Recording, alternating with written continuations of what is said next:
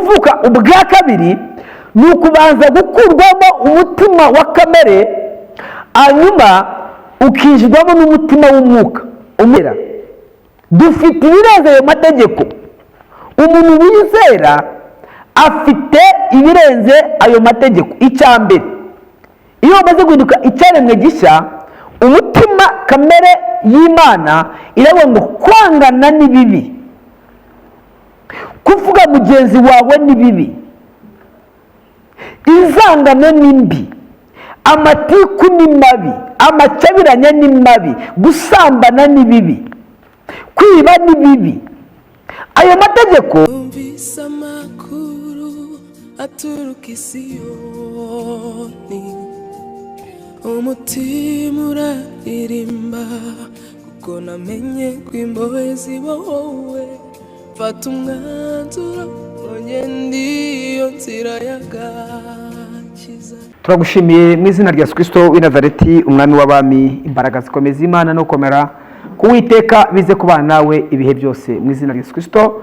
Ndagukunda cyane wowe udukurikira kuri Pastor Shimiye Info. Uyu munsi wa none rero ngarutse kugira ngo twonye tuganire ijambo ry'Imana, twonye twumve icyo Imana ishaka, twumve icyo Imana itekereza, twumve icyo Imana igambirira buri munsi uko bukeye nuko bwije. Imbaraga zikomeza Imana rero zitwomeho iminsi yose, gukomera kw'Imana no gucyaha ko witeka bitugote kandi bituzenguruke.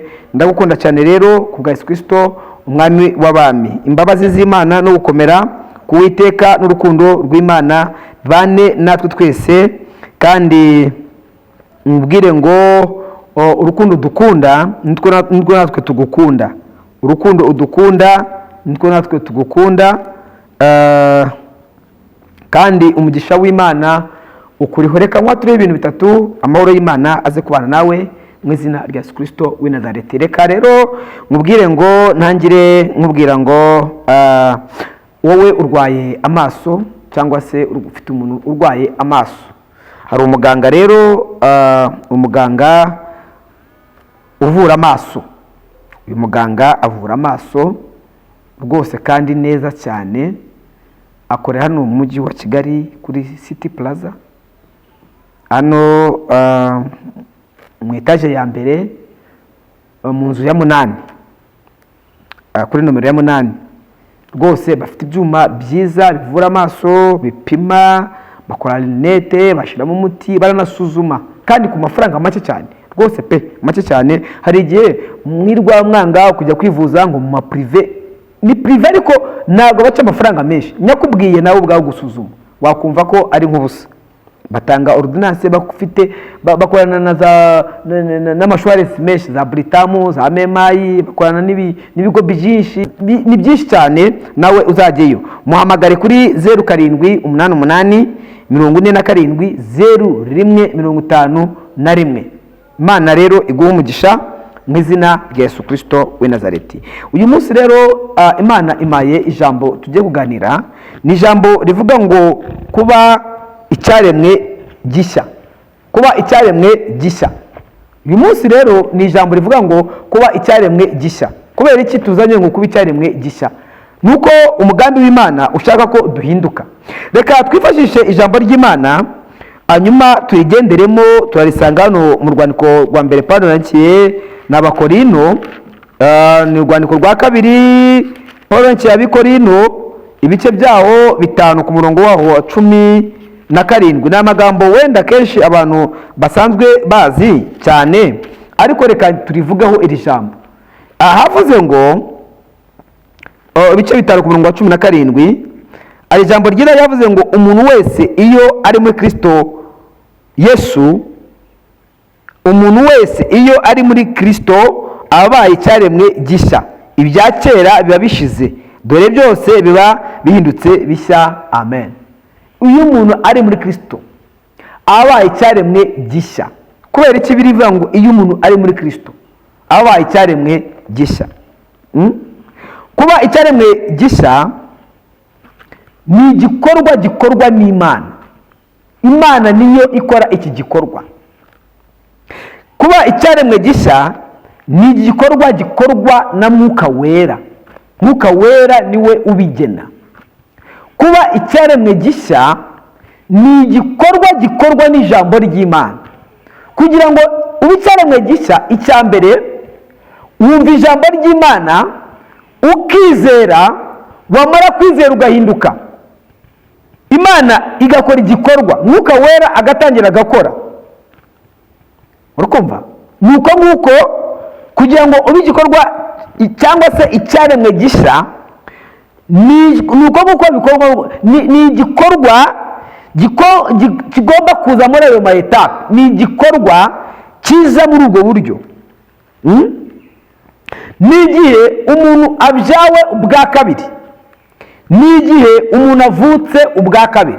Umwe we yaravuze, yitwa Nikodemu yarabajije ngo Yesu kugira ngo bigende gutya, kugira ngo mbe umuntu w'Imana, mbe icyaremwe gishya, mbe igikorwa cy'Imana, ese mbigire gute? Abaza Yesu, Nikodemu abaza Yesu aramubwira ngo umva, kugira ngo ube icyaremwe gishya, kugira ngo ube umuntu w'Imana, icya mbere urabanza uvuke ubwa kabiri. Nikodemu arabaza ngo none se ngubaze Yesu, ndavuka ubwa kabiri gute? Njyewe ndasubira mu nda ya mama n'ubu bwanwa n'uyu musatsi n'aya maguru n'aya maboko n'iyi nda n'izi nkweto n'izi myambaro, birashoboka? Yesu aramubwira ngo hoya, si icyo mvuze. Kuvuka bwa kabiri ni uguhinduka muri wowe mu buzima bwawe, ukaba undi muntu utari wowe. Haleluya! Ni uguhinduka muri kamere yawe, ni uguhinduka mu mitekerereze, ni uguhinduka mu buryo wari uteyemo, ni uguhinduka mu buryo wari urimo, ni uguhinduka kugira ngo ube icyaremwe gishya. Haleluya! Ni ukuvuka bwa kabiri, ni uguhinduka ukareka kamere y'umuntu ya mbere yakugengaga, kuko hari kamere yakugengaga, ni ukubanza ukayivamo kugira ngo ufate kamere nshya. Imana tugire neza cyane.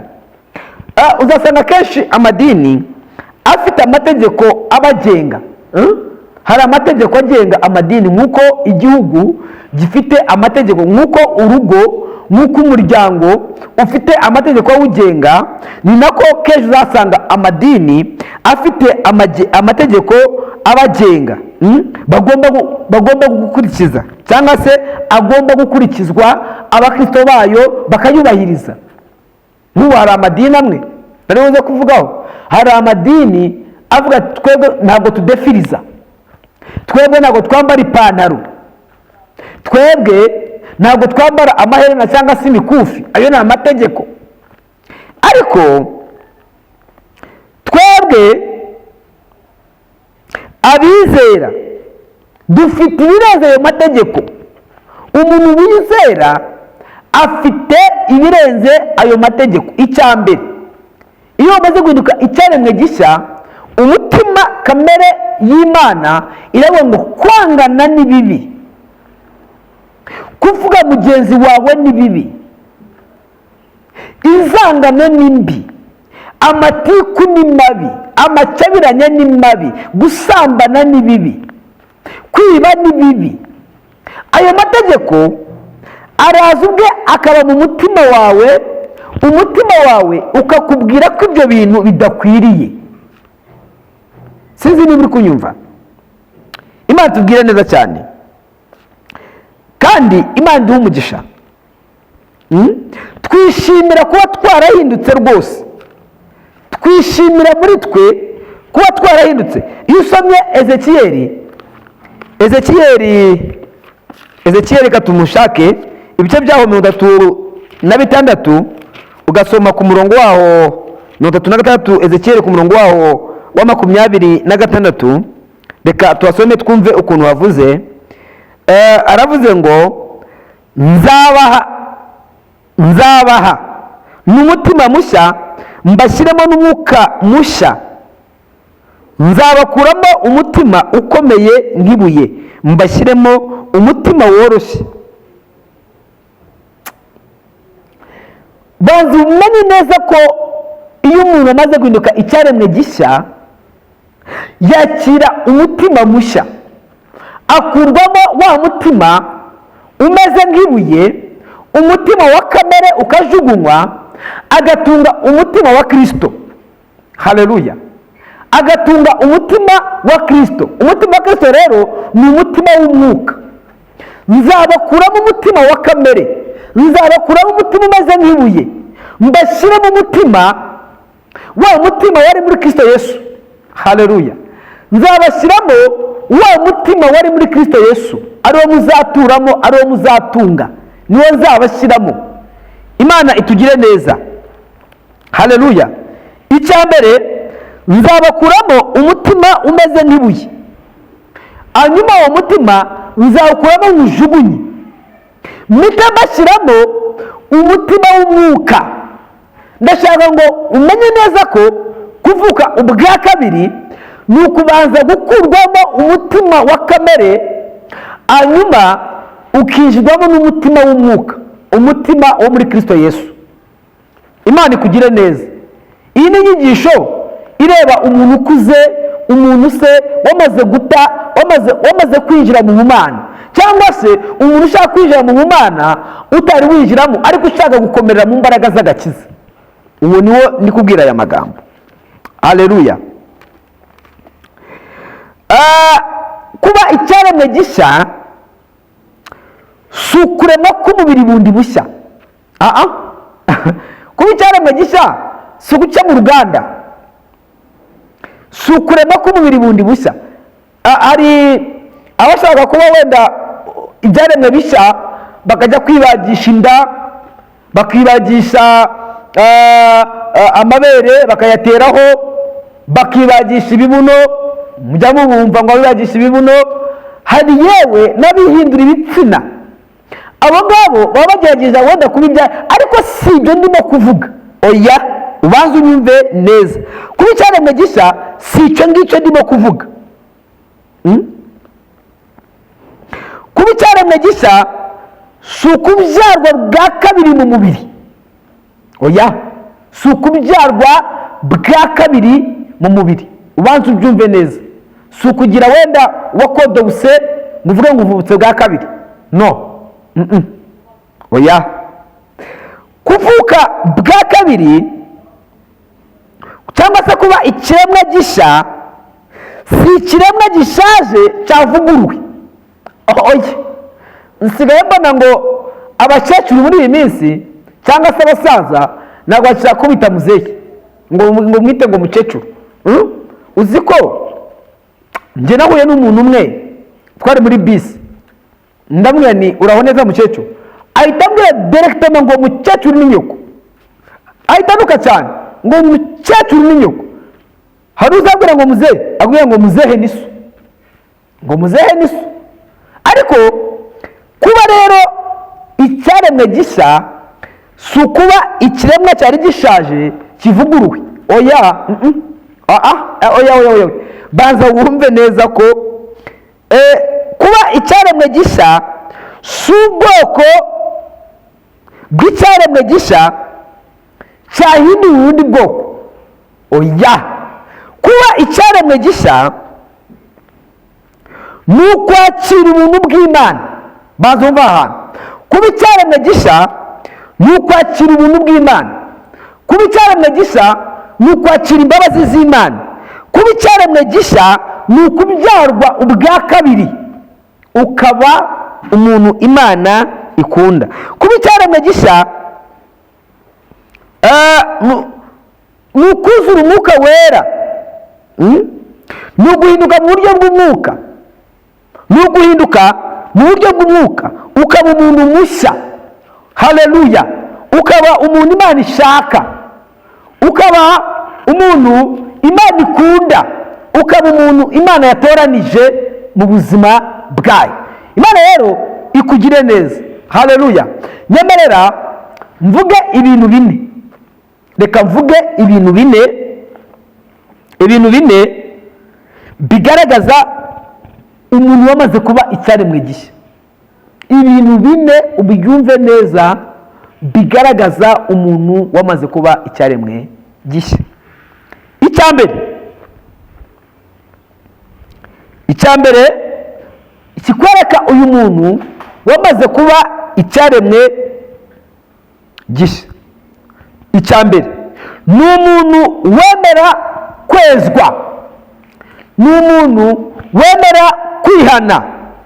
Iyo dusomye mu Batesalonike, kugira ngo wumve neza uyu muntu, na Batesalonike ba mbere ibice byaho 5 ku murongo waho wa 23 haravuze ngo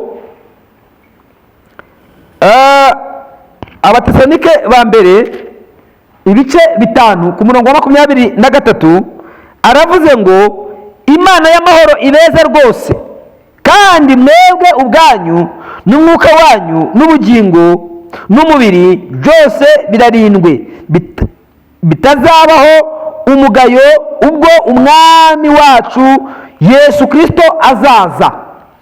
Icya mbere ni umuntu wemera kwezwa, ni umuntu wemera kwihana.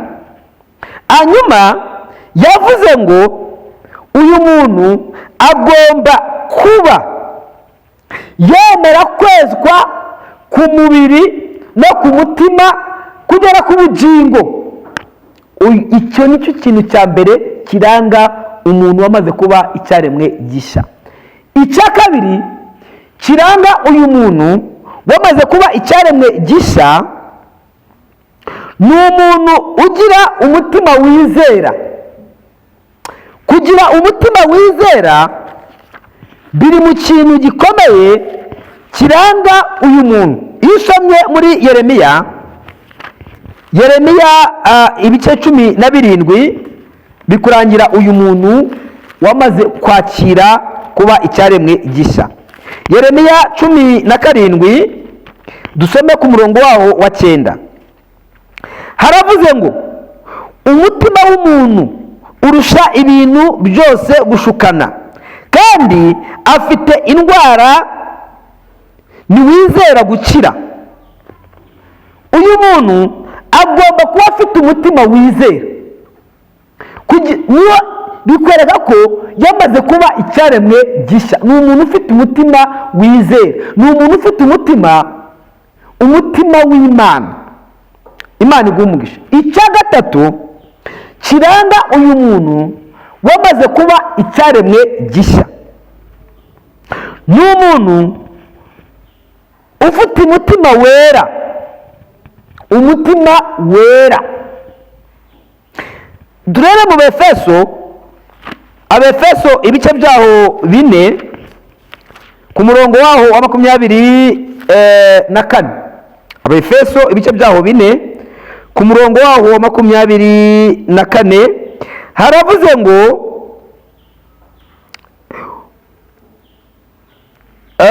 haravuze ngo hari ijambo ryiza ryavuze ngo mukambara umuntu mushya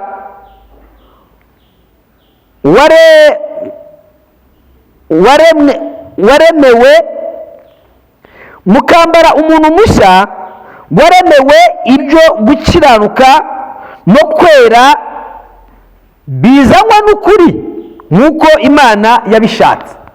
Uyu muntu agomba kuba ari umuntu ufite umutima wera kandi wizera, akambara umutima mushya. Imana itugire neza. Hanyuma icya kane ari cyo nyuma tugiye no gusorezaho kigaragaza umuntu wamaze kuba icyaremwe gishya ni umuntu ufite ubwenge. Ni umuntu ufite ubwenge, agomba kuba afite ubwenge bumuyobora. Twihute iri jambo cyatubona no mu mutwe. Yobu 28 Yobu 28 reka ndisome. Aravuze ngo Yobu 28 ari ijambo ryiza ngo maze Imana ibwira umuntu iti dore kubaho Uwiteka nibwo bwenge, kandi kuva mu byaha niko kujijuka. Amen. Uyu muntu agomba kuba afite ubwenge. Imana itugire neza cyane. Agomba kuba afite ubwenge. Imana itugire neza. Haleluya. Yewe iyo umwana akivuka ubwenge bwe buba buri butoya, ariko uko agenda akura ubugendo buba bunini. Hanyuma reka nongere icya gatanu cyavuze ngo agomba kuba ari umuntu ufite imbaraga z'umutima. Haleluya. Bibiliya ya Luka 1:80 bavuga ngo uwo mwana agwiza imbaraga z'umutima arakura. Biragusaba ngo ugwize imbaraga z'umutima, ugwize ubwenge, hanyuma Imana ikugire neza mu izina rya Yesu Kristo. Amahoro y'Imana kurinde, kandi imbabazi z'Imana no gukomera k'Uwiteka bize ku buzima bwawe mu mbaraga zo kwizera. Ese wabaye icyaremwe gishya cyangwa uri mu byaremwe bishaje? Imana ikugire neza, kandi amahoro y'Imana abane nawe mu izina rya Yesu Kristo. Mana Data wa twese mu ijuru, gira neza umugaragu wawe n'umuja wawe, ubahire kandi ubahe imbaraga z'umutima, ubahe ubwenge, ubahindure mu izina rya Yesu Kristo. Amen. Amahoro y'Imana abane nawe. Amen. Yesu akuri